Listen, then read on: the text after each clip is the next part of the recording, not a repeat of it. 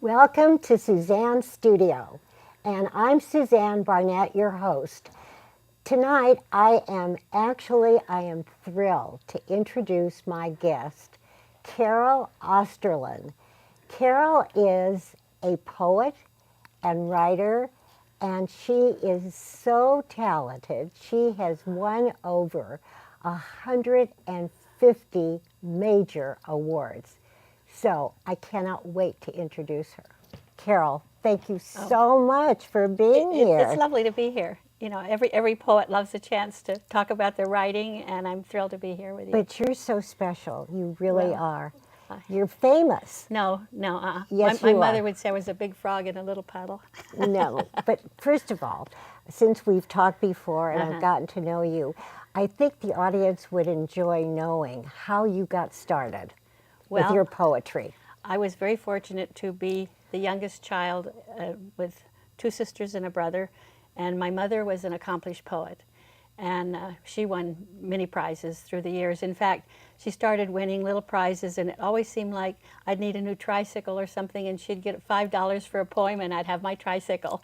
So I grew up in that kind of family. My father at one time studied for the ministry, but decided that he wanted to be a carpenter. He also wrote.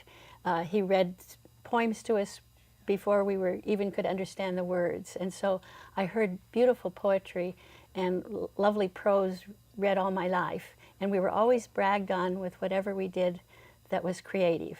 And Mother really didn't care whether we had a clean room or not, but what we did that was creative. So as a result, my two sisters and my brother were in plays, and we wrote skits at home, and we always were, our family, I have some poems describing my family.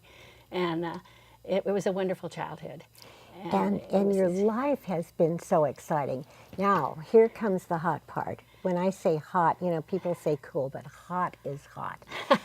But you've had some really interesting men in your life. Yes. So please tell us about that. Well, I was fortunate. It seemed to me that I've had 4 wonderful love affairs. And the first one lasted 25 years. I married just after World War II to a returning soldier who had been in the Battle of the Bulge, who was a NASA scientist. And he put Pioneer spacecraft in orbit. And he was a wonderful father and a wonderful husband to me. And I was ill through my 20s and my early 30s. I had TB and couldn't go to college. And so I stayed home, and that was part of when I first learned to write. And Mother, you know, would give me books to read, and of course, I'd done it as a teenager, but I really studied classic poetry then. And George was a wonderful husband and father, was dear to me when I was ill, and I actually faced death with each child because the TB could have gotten out of hand. And I think I never quite lost that feeling when the drugs came out in my early 30s, and I didn't have to worry anymore. I used to say I'd been a black and white television, and all of a sudden I was in full blazing color. And life became a gift, and I think I have celebrated every day since then. And we had some wonderful times with the boys and my daughter down in Florida and watched the spacecraft go off. And of course, Pioneer is one of the ones that went the furthest. So they were exciting times. What happened to him? George and I divorced when we were in our early 40s. We just had married so young, and actually my getting well really changed the dynamics of our marriage. I turned from a very dependent little wife to somebody who wanted to live it all. And the last thing I wanted to do was to, you know, really keep a spotless house, which was never high on my priority list. And we just were very different. And we really parted without rancor. And you never quit loving anybody. And I honored George all of my life. He died about 4 years ago. And he still was very dear to me. What and about, we had good years. that's, you know, that's such a nice thing to hear, because I think with most divorces there is, as you say, such rancor. Tell about the second one now. Okay, that was Eric Osterlund, whose name I still have, who was a second-generation Dane, had 2 brothers. They loved to sail. They were fun mid-years. He was 6 years younger than I, and bearded. It was a computer programmer, but was really an artist. He did beautiful calligraphy, loved antiques and painting, loved Muka posters, and so we spent all our time in bookstores and antique stores and museums.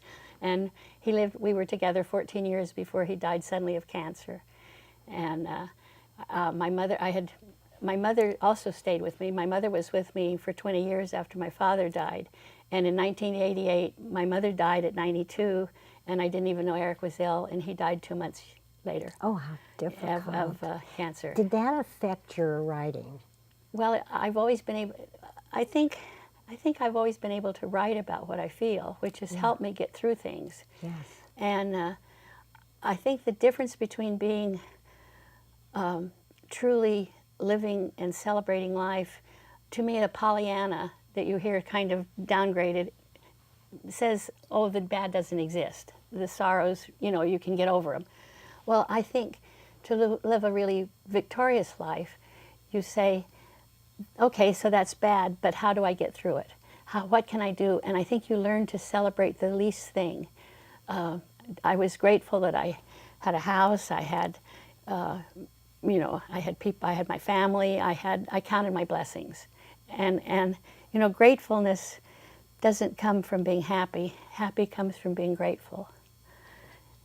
And I just really believe that. That is such an important word, isn't it? Grateful. Yes, yes. Before we go on with the rest of the men, why don't we do some poetry? Okay. This, you were just talking about my life, and so in a way this really says about it. I hope this isn't true.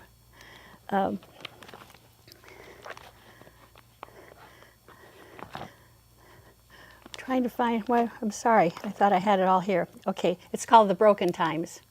The Broken Times. Uh-huh. And my last doll arrived Christmas morning the year that I was 10. Looked just the way a doll should look, with porcelain head, real glass eyes, a fall of dark brown hair, 2 lace petticoats below lilac-tinted dress of silk. Through early, middle, late teen years, she sat pristine upon my bed, until in a spill of books, laundry, Frank Sinatra records, she fell and broke on the floor. I put her in a square brown box and never stopped to cry. She waited for me, packed away, like the maxims of my mother. All things work together for good. Choose friends well. Marry for the right reasons. Trust in yourself. Life messes up the promises like clutter in a room. Children smile and quarrel, grow up much too fast. Disease and death are tangible as fear. A mother becomes a child. A husband turns into a stranger. Mornings follow mornings until one day, with nothing else to do, it's time to tidy up the hurt. I found my doll again, patient in that old brown box. I took her out, glued the head together, brush her hair, tie it with ribbon, fashion dress of rose print calico. I have some regrets that she and I could not reach this place unmarked, but in the tender light of evening, I hold her and I know there is no other way to get from there to here for 2 old dolls. That's beautiful. That's the first time I've heard your poetry. Yeah, I know. Yeah. That's wonderful. So that's fun. Do some more, of course, please. Well, this is about, it's sort of along the same line. And in the poem I say I married at 18 because it worked better in the poem, but actually I was about 2 months short. It's called About Beef Stroganoff.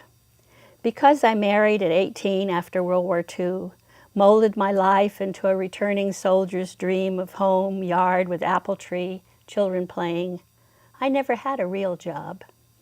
I learned to cook beef stroganoff, joined the PTA. We bought a green station wagon with wood panels on the side. I drove the boys to Cub Scout meetings, swimming lessons in the summer. Leanne learned piano, violin, gymnastics, and ballet. I was pleasant to my mother-in-law. She smiled and listened when she gave advice. In later years, my son called me his Donna Reed mother, but I never had a real job. Until one weekend, friends opened a caramel corn shop at the local shopping center.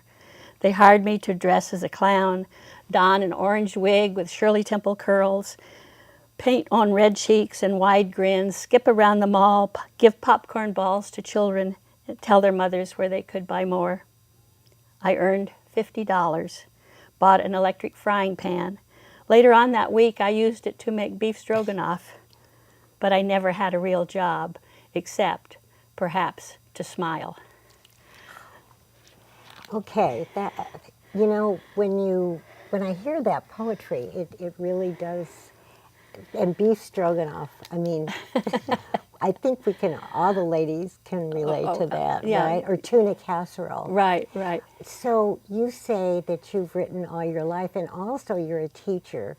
You teach mostly seniors? Yeah, really, I think, it's something I do on a volunteer basis. Yes. And I believe we should always give something back. I feel like I've been so blessed. And so if I can help somebody else to tune into their creative source, and everybody's creative. Everybody has too many people say, oh, I'm not creative, but think about the way you put clothes together, how any woman sets a table or chooses the pillows to go on her couch. Everybody's creative. They are. And you just have to realize it and channel it. Right. And I think the best gift almost any person can give their child or their grandchildren is to write the challenging times in their life and what made them make the decisions they did and what gave them the courage to make mistakes and then come through it. And so I really urge seniors to write their life stories. When you work with some seniors, I'm sure we're all different, of course, and some of them seem to be so depressed. As we get older, I think depression really hits the older people. How do you deal with them? I think I try to get them to just begin to remember the things that have blessed their lives. And if you just, of course, I live in the mountains now, and it's beautiful. If you can just get out and walk in the woods, or look at a pine tree, do anything to just sit in your backyard and realize how blessed we are, Yeah. And if you can just turn it around and begin to, start from some positive source and let it go from that, even if it's the smallest thing. But you always move from a position of strength, and you move from the things that enrich your life rather than sitting and bemoaning what you don't have. Right. Let's have some more poetry. Okay. I love your poetry. Do the love one. Let's wait a minute. Okay, but till we talk about the... Yeah, I write a lot about aging, and I had okay. a friend who had a facelift. And this was the poem I wrote to her. I regret I did not tell you I loved your face. Smile wrinkles etching the corner of each eye. The line between the arch of brows deepened when you frowned. Scatter of freckles before the days of wide-brimmed hats. I even liked the bit of double chin, the soft folds of your neck you covered with a scarf, always flung on with such panache. Perhaps that is what I miss. Now, healed from invasion of the surgeon's knife, you stand before me, waiting through my silence. You really do look great.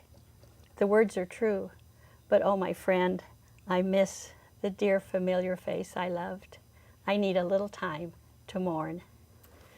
What did the person say? Oh, she understood. Yeah. And of course she always appreciated that I loved her, and her face. It was important to her, and it was important that she do it. And I think we all want to look the best we can. Of course. But it was just my own initial reaction. I had known her for so many years. And did she look that different? Yeah, at first. I think it was a little extreme, and even for her, she thought they had done a little too much, but it softened. And I love her dear. I still love her dearly. Still love her. This one you'll appreciate. This is a form poem. It's a cinquain, and a cinquain is in syllable count. It's 2, 4, 6, 8, 2 syllables in a poem, and it's very short. And it's called No Candles. Women after 60 begin to disappear. My birthday gift to me will be red boots. And we're talking about aging. Yeah. This one won one of the grand prizes nationally. And it's written to William with love. And if you wonder who William is, because he's not one of my men, it's Shakespeare. And if you remember the sonnet he wrote about, and he's telling his love to always stay as she is, he compares it to her summer's day and don't ever change. Well, this is my answer to him, and it's a sonnet. So this is a classic poem. As I read it, you may not hear the rhyme because a modern sonnet will carry the thought on over to the next line. And so when I read it, sometimes I go on over. But if you look at the form, it's in the iambic pentameter, which is 5 beats to the line, and it's in the traditional 14 lines with the rhyme scheme. So it's, once you compared me to a summer's day, when shining afternoons turned all to gold, when flowers bloomed in wild sweet disarray, and time was ripened fruit for us to hold. You looked into my face and called me fair, and bid me stay the same as I was then, a girl with August grasses in her hair, and sunlight warm upon my silken skin. Did you not feel the sudden autumn chill, or notice yellow leaves against gray sky? I spoke October words and loved you still, when all the youthful dreams began to die. Look at me now, and with your fingers trace the time-worn landscape of my winter face. I kind of sad about that one. Yeah, it's true. I mean, well, it is and true. Of course, for and this as is another we one. age, This yeah. now, after Eric, I met Robert, and we were together 18 years, and he was already. He was 11 years older than I, so he was 71 to my 60 when we met, and we had 18 wonderful years together, and we traveled all over the world, and I said in the 18 years he made my every whim come true. And as he got older, he always had a heart murmur. And so I think this is a poem that most women who have older husbands will understand, and it's called The Sound of Your Breath. I wake to sounds of night. Distant wail of sirens stabs the darkness. Refrigerator motor hums in monotone. 8-note chime of the Westminster clock tolls the half hour. Branch of the mesquite tree whispers against the window. Across the wide bed you lie still, silent in sleep. I do not move until I feel you stir. These are moments of prayer. I ask for reassurance, of air filling your lungs, and wait for the sweet sigh as you exhale.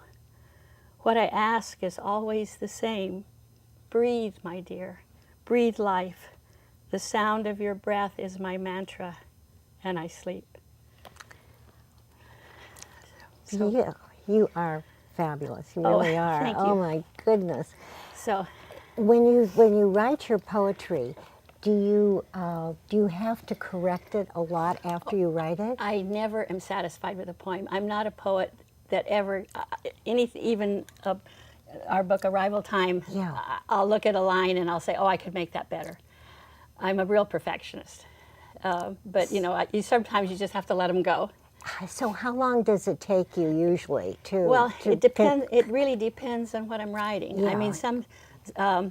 I think the most difficult poems I ever wrote are called sestinas, like Swinburne wrote, which is 6 verses of 6 lines each, and there's a different. Oh, I won't go into it, but anyway.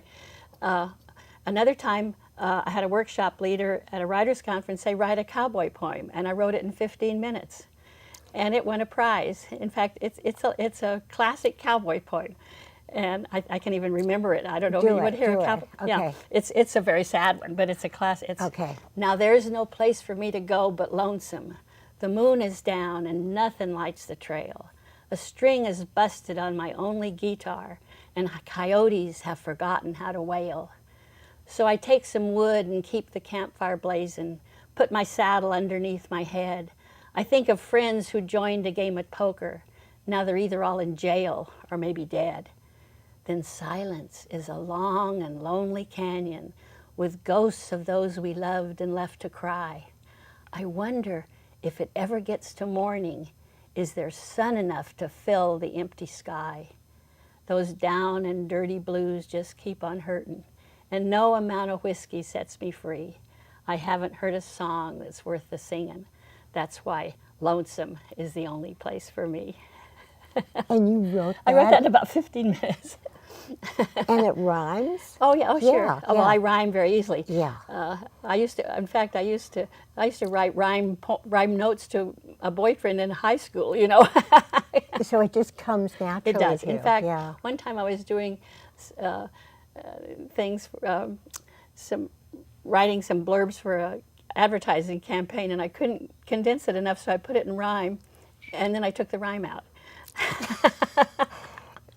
And usually it's just the other way around. Yeah, well, it's so you know, I hard mean, to run. it's just Okay, something. so tell now about the present gentleman. Well, probably the hardest time in my life was after Robert died, because I moved up to Murphy's and I didn't know anybody. We had owned this as a summer home.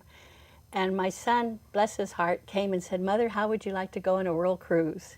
And we had talked about it, and he said he'd been working all these years. So if you can imagine the joy of an older mother being able to spend 4 months with a middle-aged son. And we had a wonderful time, and on the cruise I met this fascinating man who was on for the first segment. And he lives in Juneau. He's a retired Navy commander, but also has his MBA in business and urban planning. And about 15 years ago, he downscaled, moved to Juneau, drives a tour bus in the summer just to make his fun money. And of course, he has pensions and stuff. He's 10 years younger than I. And so he works in Juneau, and then he gets his fun money. And so all winter, the whole other 6 months of the year, he travels all over the world. So he's the most well-traveled, exciting man, you know, and perfect for this time of life for me, because I really have a busy life and a busy family. So we meet, 2, 3, 4 times a year, anywhere from 2 weeks to 5 weeks, and do something exciting. And he'll call me, we'll talk on the phone every week, of course, and email, and decide what we want to do. So we've been to Singapore, we've been Cape Town, we did an Alaska cruise and went up to Whitney last summer. We go all over California, and it suits me fine. But don't you miss him terribly in between? Well, you know, I have such a busy life, and he has a busy life, Yeah. and neither one of us really want to be tied down. And I couldn't see myself moving to Juneau, nor could he, No, you know, of giving course up his not. life. Yeah. And for a while, it was hard for me. And I thought, you know, the only way to protect myself is to take a step back and not care so much about him. And then I decided that that was the wrong way. And really what I had to do was love him more, because you embrace the whole person. You love all the things that make them unique. Mm-hmm. So by loving him more, I could accept all the things that made him the man I loved, which was also living his own life and following his dreams while he can. And I wouldn't want to diminish that. And it really made a difference. And I'm perfect, you know. And so when we're together, it's special. We just came back from Stockholm and Copenhagen and Helsinki about 4 weeks ago. Had a lovely time.